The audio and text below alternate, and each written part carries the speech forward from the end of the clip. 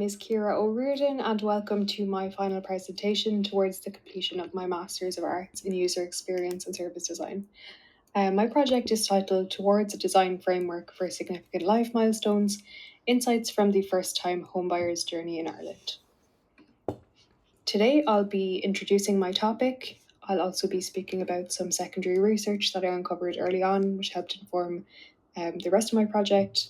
I'll then be speaking around my approach and methodology before diving into some of the key learnings from my primary research, talking through my design phase and how I developed my solution, and I'll be finishing up with my discussion, which will include a framework for designing for significant life events. So to introduce my topic, my problem statement can be summarised as follows. For first-time homebuyers, fragmented systems, unclear steps, and limited guidance create stress and uncertainty. Institutional priorities often outweigh human needs, turning an exciting milestone into a disempowering experience. And as I conducted early research on this topic, I realised that there's a lot of commonalities among different life milestones and the impact of them on the central user.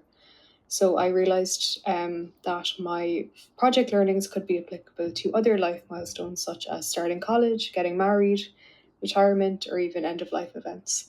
So my project is really twofold.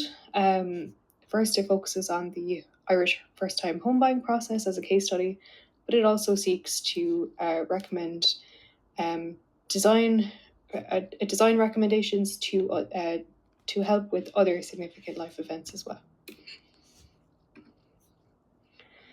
So initially with my secondary research, I looked at this digital native concept. I realised that as younger millennials and older Gen Z are becoming the cohort that are looking at buying houses, these people are extremely familiar with technology on a day-to-day basis in just about every aspect of their lives. So this varies a lot with the home buying process, which is very paper heavy and not very technologically advanced. So I took that as a key learning and something to keep in mind from an early stage with my project. I also created a persona, IFA, and I used IFA as a reference point throughout my project. And as I was creating different artifacts like storyboards, to make sure I was keeping the central persona at the back of my mind at all times.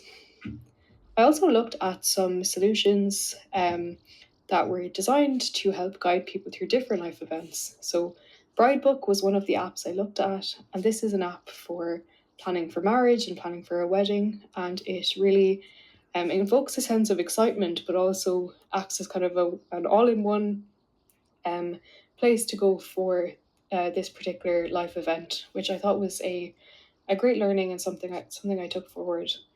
I also looked at the DIA app in Ukraine, and this is quite an extensive app for Ukrainian citizens. It allows them to renew their passport, store documents, but also even register for a business or change their address or even conduct an online marriage ceremony. So I thought this was interesting that there's so much functionality within an app, and it can really cross over into multiple life milestones. So again, took a lot of the learnings, the approach to usability from these apps, and took it forward within my research and design phases. I thought a service design approach is really well suited to this project because the home buying process is so extensive and emotionally charged.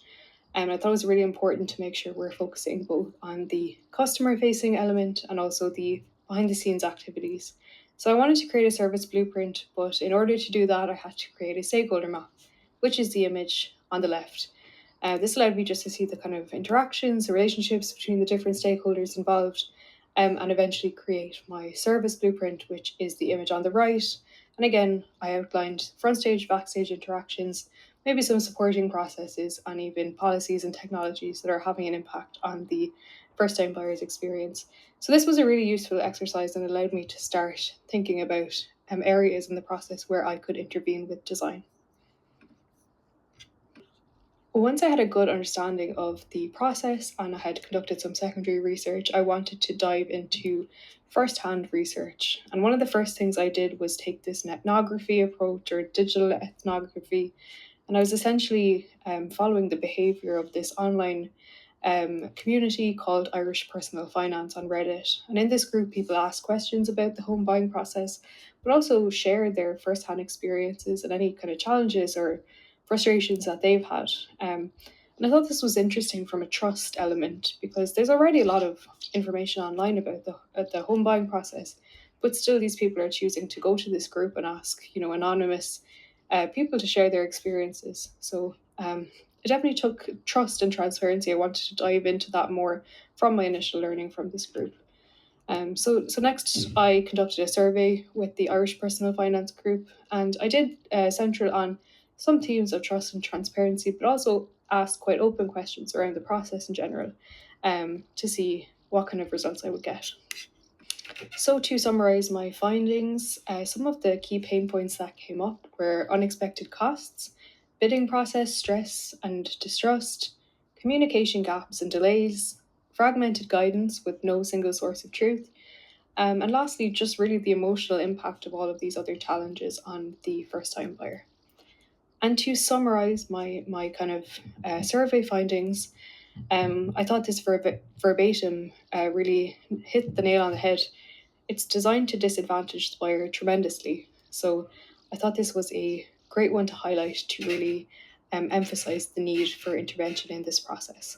In terms of my design phase, I first defined the core flows where I could intervene. So I referenced my earlier service blueprint and really built out the flows quite detailed to see where I could intervene with a solution. From there, I moved on to some low fidelity sketches just to get an idea of maybe what some of the ideas could look like. And lastly, I moved into my medium fidelity designs, which I used Figma for. And I outlined a couple of processes that my digital solution could help the first time buyer with as they navigate this process. I was also able to test this with some users who have recently been through the first time home buying process, which was a really valuable step. So, my framework for designing for significant life events can be summarised as follows. Life events are already complex and carry an emotional and bureaucratic weight. Design should act as a tool to remove friction, absorb complexity, and build confidence. And I do have a 5-step framework to make sure that we're designing in the most intentional and right way, which centres the user at the process. So, understand the event, map the journey, map the milestones, understand the dependencies, uncover complexity, shift the burden from the central user, design for usability, make sure we're offering, what's next, who's involved, what's required, and lastly, offer reassurance through empowerment and support. This may come in the form of, forecasting what's next or scenario planning. So I really think these are some key steps that can be applied to numerous different life events, and I look forward to seeing future research in this area where people may consider this framework as a core element of their design process. Thank you very much for listening. If you would like to contact me about this topic, please do with the information on screen. And thank you very much.